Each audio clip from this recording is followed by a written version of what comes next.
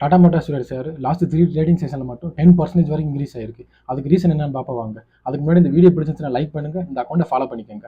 52 வீக்ல ட்ரேடிங் ஆகிட்டு இருந்த ஸ்டாக்கு லாஸ்ட் 3 ட்ரேடிங் செஷனில் மட்டும் 10% இன்க்ரீஸ் ஆயிருக்கு. அது ஃபர்ஸ்ட் ரீசன் என்னன்னு பார்த்தீங்கன்னா யூஎஸ் யூகே டேரிஃப் அக்ரிமெண்ட். அதாவது ட்ரம்ப் யூகேலேருந்து யூஎஸ்க்கு எக்ஸ்போர்ட் பண்ணுற கார்ஸ்க்கு 25% டேரிஃபை 10% டிக்ரீஸ் பண்ணியிருக்காரு.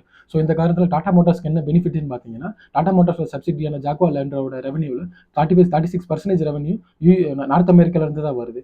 அதாவது டாடா மோட்டார்ஸோட ரெவன்யூவில் ஜாக்வார் லேண்டரோட ரெவன்யூ வந்து 63%. ஸோ இந்த காரணத்தினால net profit margin plus sales volume increase ஆகுன்ற காரணத்தினால டாடா மோட்டார்ஸோட ஷேர்ஸ் இன்க்ரீஸ் ஆயிருக்கு. செகண்ட் ரீசன் என்னன்னு பார்த்தீங்கன்னா India UK free trade agreement. அதாவது இந்த ஃப்ரீ ட்ரேட் அக்ரிமெண்ட்டில் யூகேலேருந்து யூஎஸ்க்கு எக்ஸ்போர்ட் பண்ணுற ஆட்டோமோட்டிவ் பார்ட்ஸ் கார்ஸ் எல்லாத்துக்கும் 100% அந்த டேரிஃபை 10% டிக்ரீஸ் பண்ணியிருக்காங்க. ஸோ இந்த காரணத்தினால டாடா மோட்டார்ஸோட பிரீமியம் செக்மெண்ட்டான ஜாக்வார் லேண்ட் ரோடுக்கு நல்ல பெனிஃபிட். ஸோ இந்த காரணத்தினாலே ஸ்டாக் மார்க்கெட் இன்க்ரீஸ் ஆயிருக்கு.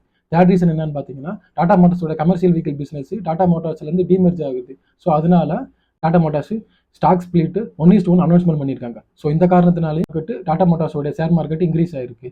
ஷார்ட் டைமில் micro economic issue, geo political tension, Trump tariff வரனால டாடா மோட்டார்ஸோட ஷேர் கொஞ்சம் ப்ரெஷரில் இருக்க சான்சஸ் இருக்கு.